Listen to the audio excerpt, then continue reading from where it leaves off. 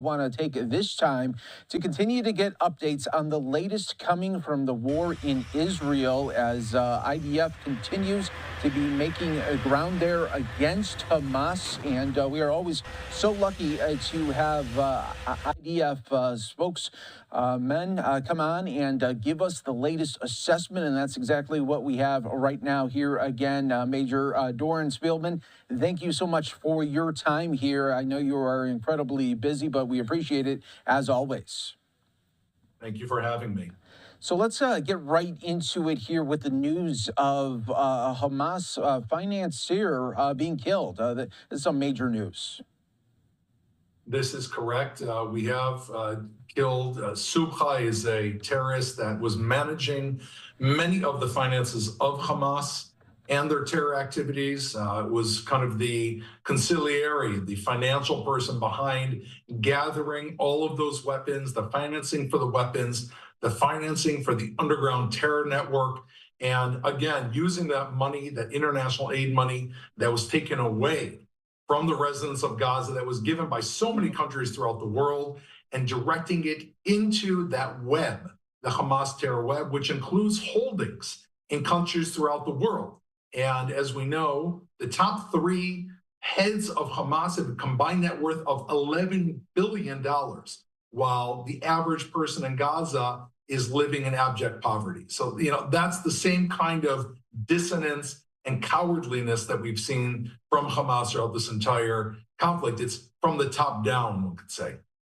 Yeah, absolutely there. And I also want to get an update from you on the tunnels. A situation there when with the latest reports there when they were uncovered that they were very wide. I mean, you could get vehicles down there. There was communication setups. What's the latest that you can tell us with the tunnels from Hamas? Look, for years, we were telling the international community that Hamas was creating tunnels that you could drive a car through. Now, we released videos that you showed that you could drive a subway train, through what we're looking at right now on the screen. Look at the size of this. It looks like a New York subway.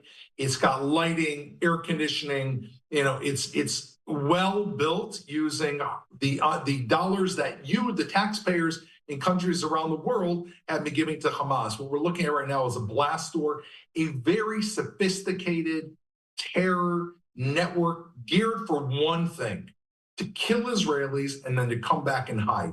This entire network and the operations of Hamas for 16 years were built only to kill Israelis, not to build a positive future for the people of Gaza. We have now eliminated more than 1,500 tunnels. We've got increased technology that we've been developing throughout this period that enables us to go into the tunnels via many means and eliminate terrorists. And ultimately, the asset that they built for themselves, we are going to turn it into a liability. That's our goal, and that's what's going to happen. Yeah, seeing those videos, I mean, just shocking just to see how well equipped those tunnels were and just how many people and vehicles that you could get through there. I also want to talk about where we're at maybe on a possible truce here for a little bit coming up. How would this differ, say, if Israel is negotiating this rather than the United Nations from what we saw in weeks past? On the ground, I can tell you that we are operating to destroy Hamas. There's no truce from a military perspective. Our goals have been very, very clear. Hamas cannot exist. Our first priority, and with all due respect to anybody else, we are a sovereign country, like every country in the world. Our first priority is to protect the civilians of the state of Israel. We have 250,000 civilians of a country of less than 10 million people that are refugees in our own country. The only way that they're going to go back to their homes is if we can guarantee them that Hamas is no longer there.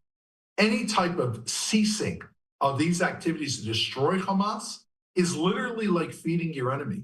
It's feeding evil. Evil has got to be destroyed on this level, just like Nazi Germany had to be destroyed, and there was no ceasefire. There cannot be any stop before Hamas is fully destroyed, and that's how we're operating in Israel on the military level. Major, is there any worry when it comes to the hostages that are still left there, that are controlled there by Hamas? That if it came down to it, and if it's getting near where they feel like they are going to be wiped out, that they would just start killing the hostages, just kind of as an end all? Is there some thought into that as negotiations continue and the war continues to rage on? From our perspective, bringing our hostages home is on the same level as destroying Hamas. And we actually think they work together, because what you're driving at, I think, is Hamas sees these people only as currency. That's it. They're currency to buy Hamas more time. And therefore, they're not human, just like the civilians of Gaza are not human.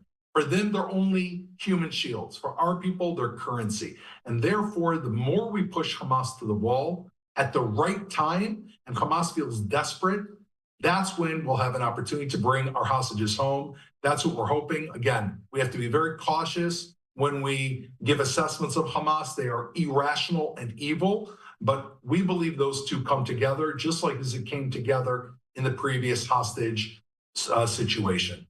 And just talking about the evilness here, last one for Hamas here. Can you explain a little bit more about the reports there that Hamas would use sounds of children, maybe on a boombox, or to try to lure Israeli soldiers near and then do an ambush setting? Can you talk a little bit about those reports? I was in Gaza a short time ago with the commander that, in fact, uncovered exactly what you're saying. In this case, it was in the area of Jabalia. It's been found in other areas. There's a home that they went into, and in that home, there were dolls. They were all booby trapped. The dolls, some of them had dynamite in them. And next to this was a Bluetooth speaker that was battery operated, that was playing sounds of Hebrew.